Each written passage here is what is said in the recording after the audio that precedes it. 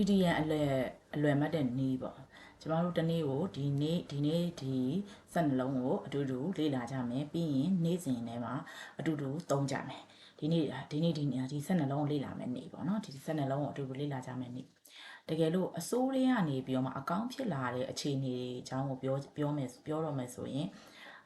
a blessing in discuss အဲ့ဒီ EDN စကားလုံးကိုသုံးကြတယ်လူတွေကသူတို့ရဲ့အကျင့်စရိုက်တွေပေါ့နော်မူရင်း character တွေကိုပြောင်းလဲလို့မရဘူးဆိုရင် a lover can change his path အဲ့လို favorite person ဒီလူတယောက်ရဲ့ဒီလူကတော့ဘသူရဲ့ favorite person လို့ပြောချင်တယ်ဆိုရင်apple of eyes my eyes apple of my eyes apple of his eye apple of her eyes အဲ့ဒီ my နေရာမှာပြောင်းလဲပြီးသုံးလို့ရတယ်နောက်ကအစနေပြန်ပြီးလုပ်တော့မယ်ဆိုရင် back to square one လို့သုံးလို့ရတယ်နောက်ကကိုတယောက်ကနေပြီးခိုးလုံနေတဲ့အချိန်မှာမိတာမျိုးကိုပြောရင် got red handed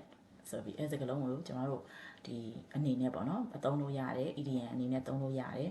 တကယ်လို့ဈေးအရင်ကြီးတာပဲလို့ကိုပြောချင်တယ်ဆိုရင် cost and art and a lunch lunch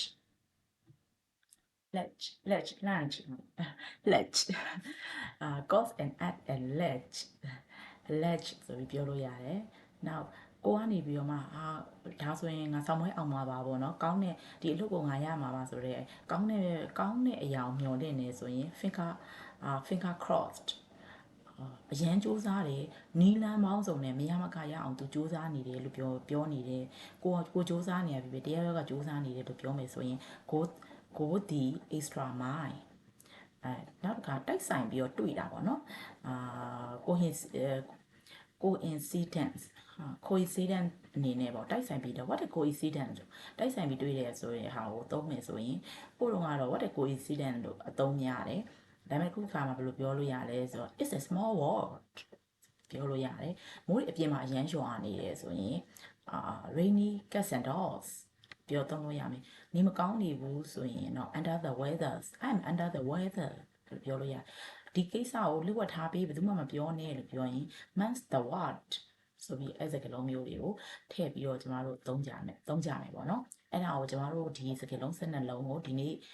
အတူတူရအောင်ပြန်ပြီးတော့ again by again ပြန်နားထောင်မယ်ပြန်ဖတ်မယ်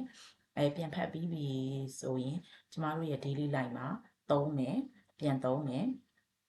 နေ့စဉ် daily activity တွေမှာပြန်သုံးကြမယ်ပြန်သုံးမယ်ဒီဥစ္စာတွေကိုရဲ့အသေးစိတ် example ကိုကြည့်ကျင်နေဆိုရင်တော့ဒီ